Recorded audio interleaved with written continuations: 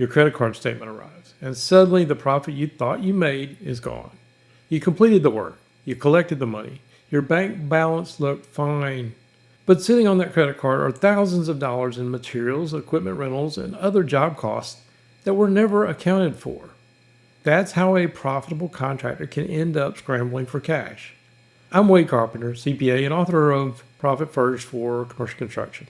For more than 35 years, I've watched good contractors use credit cards as a temporary cash flow solution. But that 30-day float doesn't solve the cash flow problem. It hides it until the bill comes due. When direct job costs land on a credit card, you can no longer see clearly what the job cost, whether it actually made money, or whether the cash in your bank account is truly available. Then statement day arrives, and you're pulling money from payroll, taxes, overhead, or another job just to pay Visa. In this video, I'm going to show you the Profit First for Construction way to handle credit cards. What belongs on the card, what should never go there, and how to time your allocations so the statements get paid without disrupting payroll or stealing cash from your jobs. Because your credit card should be a payment tool, not the bank keeping your construction company alive. Let me explain what I call hidden float.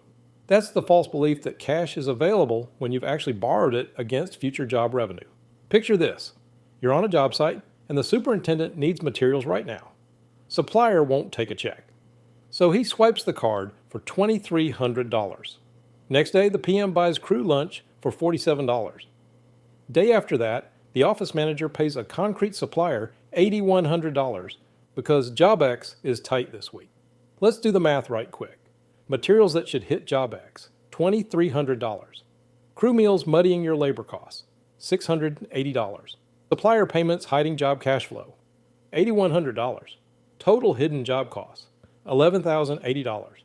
Now here's the problem. When you calculate your margin on that job, you're wrong by $11,000. You think you made 20%, but half your costs are floating on a credit card at 23% interest. That ain't profit. That's borrowing money to look profitable. That's not a rare story. This kills businesses every day. In Profit First for Commercial Construction, credit cards have one job: handle overhead expenses and nothing else. Office subscriptions? Card it. Admin vehicle fuel? Card it. Small supplies? Software licenses? Utility bills routed through the card? Sure. But direct job costs, subs, materials, permits, equipment rentals, those never touch that plastic. Why the boundary? Because your JobEx account needs to show true job cash flow. When job cash gets funneled through a credit card, you lose visibility into what jobs really cost and what margins really look like. It's like trying to read a blueprint through muddy water. You might see the outline, but you can't build to it. The credit card company isn't your job vendor. It's a financial intermediary. It belongs in OpEx, not JobEx. Now there's an exception. Rare as a $3 bill, but it exists. Sometimes you absolutely must put a job charge on the card. Emergency materials, permit office that only takes plastic, whatever. PFCC allows this, but with more safeguards than Fort Knox. Before the purchase, JobEx must be pre-funded for that exact job and amount. After the charge post, but before the statement is due, you create a documented internal transfer, moving that exact dollar amount from JobEx to OpEx. This keeps your signals clean. The credit card company gets paid from OpEx where they belong, and your JobEx stays honest about what jobs really cost. Here's where most contractors go sideways. They pay their credit card whenever it's convenient instead of when their system says to. That's like pouring concrete whenever you feel like it instead of when the forms are ready. You end up with a mess. PFCC operates on allocation first, always. Every Friday, or whatever your bi-weekly cadence is, you fund your buckets: income, profit, owner's comp, tax, JobEx, OpEx. You do this before paying anybody anything, including the credit card company. Here's the equation that matters. Card due date equals OpEx funding date minus 3 days. Let's say your card is due on the 20th and you allocate every Friday. Work backward. The Friday allocation before the 20th, that's probably the 17th, must build OpEx balance to cover the full statement amount. Then on your scheduled payables day, say the 18th, you pay the card from OpEx. Not a penny sooner, not because you're worried about late fees. This rhythm protects your payroll from getting cannibalized by card timing. Your people get paid on schedule because their money was allocated on schedule, independent of when Visa wants their cut. Structure beats scramble every time. Your OpEx percentage isn't just P&L overhead. In PFCC, it includes credit card payments, fixed costs, and cash obligations that don't show up on your profit and loss, like equipment note principal payments. Let's do another napkin calculation. Expected monthly card charges, $4,200. Fixed overhead, rent, insurance, phones, $8,300. Note payments, principal only, $1,800. Total OpEx need, $14,300 per month. If your monthly real revenue, that's revenue minus materials you're reimbursed for, is $95,000, your OpEx needs at least 15.1%. Round up to 16% for breathing room. Now, if OpEx regularly can't cover the card after allocations, you've got three choices.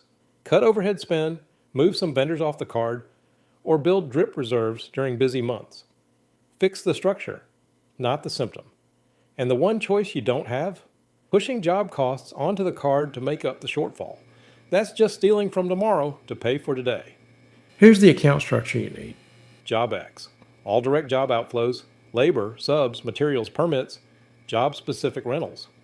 OpEx, overhead and credit card payments. Income, revenue staging before allocation. Optional fourth account, drip for seasonal smoothing. Write down three policies. Credit card containment protocol, OpEx only with documented exception process. Vendor terms alignment, card due date goes on your payables calendar.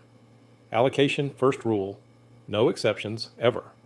Choose your rhythm, weekly or bi-weekly allocations aligned to payroll. Map which allocations feed OpEx before the card's due date.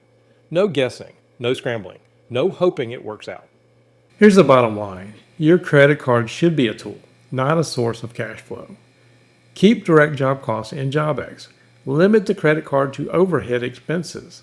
Pay the statement from OpEx and make sure your allocation schedule builds the cash before the payment is due.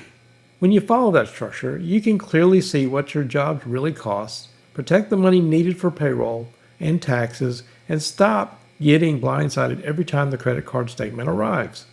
If you want the complete system for managing construction cash flow, including JobEx, OpEx, profit, taxes, and owner's compensation, grab a copy of Profit First for Commercial Construction on Amazon.